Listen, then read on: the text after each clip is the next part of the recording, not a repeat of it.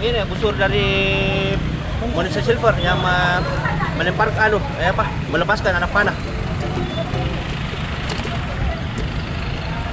Satuan Polisi Pamong Praja, Satpol PP, Kota Makassar kembali mendapat serangan saat melakukan penertiban manusia silver di perempatan Jalan Veteran Utara Jalan Sungai Sadang Lama. Puluhan personel turun ke lapangan untuk menghentikan operasi mengemis yang dilakukan oleh kelompok manusia silver. Hanya saja belum sempat diamankan, mereka lari saat melihat rombongan petugas berseragam hijau army datang. 5 manusia silver lari menuju ke gorong-gorong bersembunyi, lalu lari merangsek hingga tembus masuk ke lorong tepat di samping kanal veteran. Personel Satpol PP kemudian mengejar, namun mereka dipukul mundur dengan serangan batu dan busur. Satpol PP juga membekali diri dengan tameng untuk melindungi diri dari serangan. Sekitar 30 menit aksi saling kejar dan lempar batu hingga busur terjadi di area tersebut. Aksi ini pun mencuri perhatian warga dan pengguna jalan setempat. Diketahui, penertiban ini dipimpin oleh PLT Kepala Satpol PP Kota Makassar Fatur Rahim. Kata Fatur Rahim, Satpol PP gabungan DKO Balai Kota dan Kecamatan turun melakukan penjaringan. Ini rutin kita lakukan, tadi kita menyisir sepanjang Jalan Veteran, ke Jalan Haji Bau dan Jalan Jenderal Sudirman, ucapnya.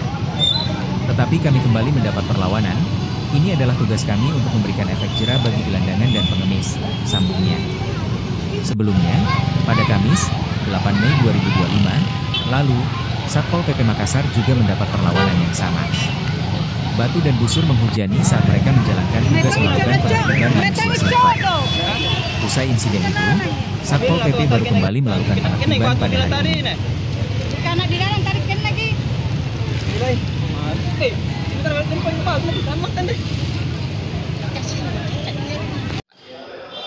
Hari ini memang merupakan kegiatan rutin kita, ya.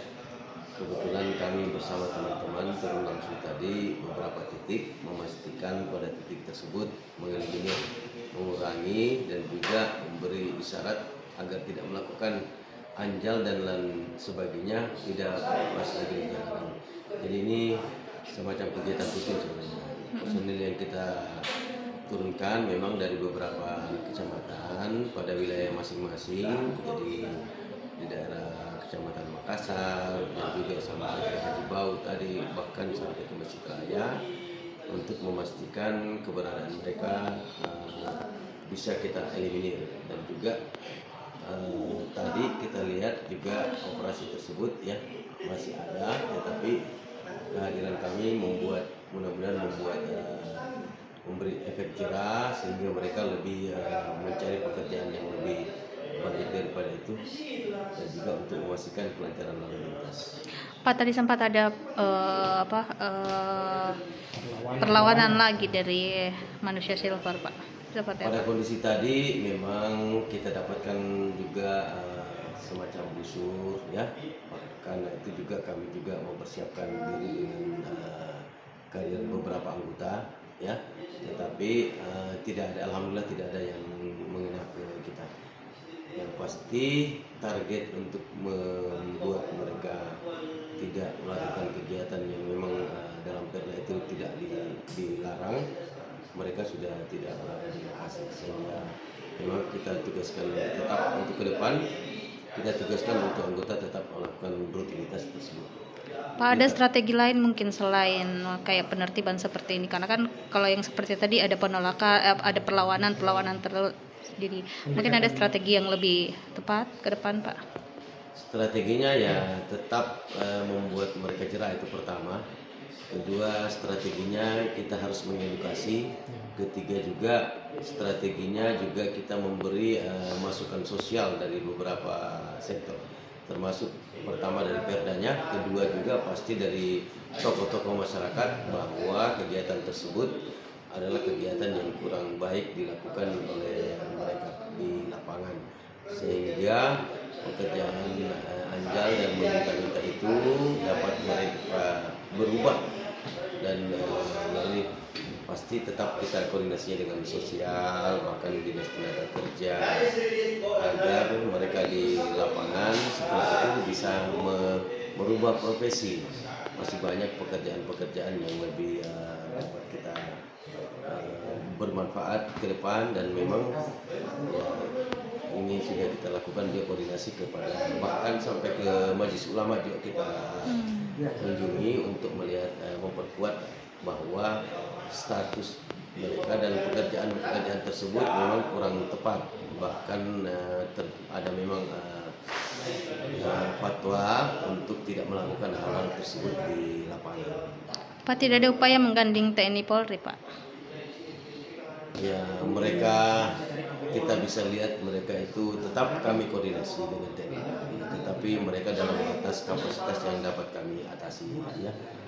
Koordinasinya tetap kita lakukan pada saat kondisi-kondisi tertentu mereka kita hadirkan aparat, tetapi untuk kondisi sekarang masih koordinasi ke dalam dulu ya dengan Disub, karena peningkatan model kriminalisasi mereka ya, kalau membusuk dan lain sebagainya itu adalah bagian daripada koordinasi kami dengan pihak kepolisian setelah banyak bukti-bukti juga kita bisa dapatkan.